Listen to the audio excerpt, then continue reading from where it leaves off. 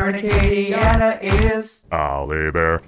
It's almost like an episode of Twilight Zone. Al Aber and airlines that don't exist. I know, with phones that no longer exist. But listen, I know that he said something about cool lighting, which we're excited to see. He's been at IPAL all morning as they gear up for their upcoming play. Al, how is the lighting out there?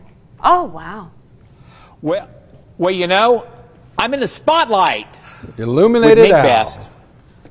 That's where you belong. I am illuminated. You're too kind to me, Alex. Nick Best, he does all kinds of stuff. He sings, he dances, he's a director, but he knows about lighting. And lighting, when you have a play like this in a live audience, really critical to set the mood, set the tone. Let's talk a little bit about lighting. Yeah, so we always say kind of in theater that there's really like three aspects to the performance. In a musical, of course, the first one is the music, right? And the singing.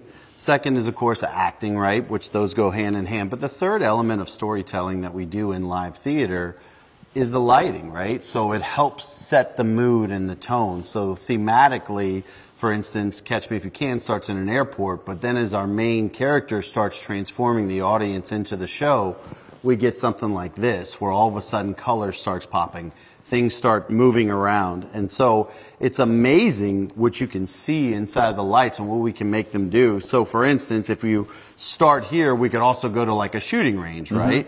So as we transform to the shooting range, the colors will come up, they'll come down, they'll pop in, they'll pop out, and we can actually make them flash and do all kind of fun stuff. That is so cool. Right. And so basically, you know, we use it to help tell the story. Yeah, like gunshots, right? Like, yeah. So when everything's blacked out and you're shooting guns, you can see it, and then it comes up bright and brilliant. So all of our now we're back in a crime scene / shooting range, right? I like that. Yeah. So all of our lights are actually computer programs. So the old school days of having somebody up there trying to hit all these cues, we have them all electronically timed and synced to different lines, different movements. This is how we make bars. So because of this, it allows us to take different parts of the stage and really make you feel like you're in different environments as the story goes along. So if we want to go to a quiet bar, we light it one way. If we want you to see it's inside of a hospital, right, we light it a different way. But the whole time, the idea is that the lights are part of the story and they're help enhance kind of that gap between, you know, imagination and what's physically happening on the stage. Nick, we got to get Nick to come to the studio and check out our lights in the studio.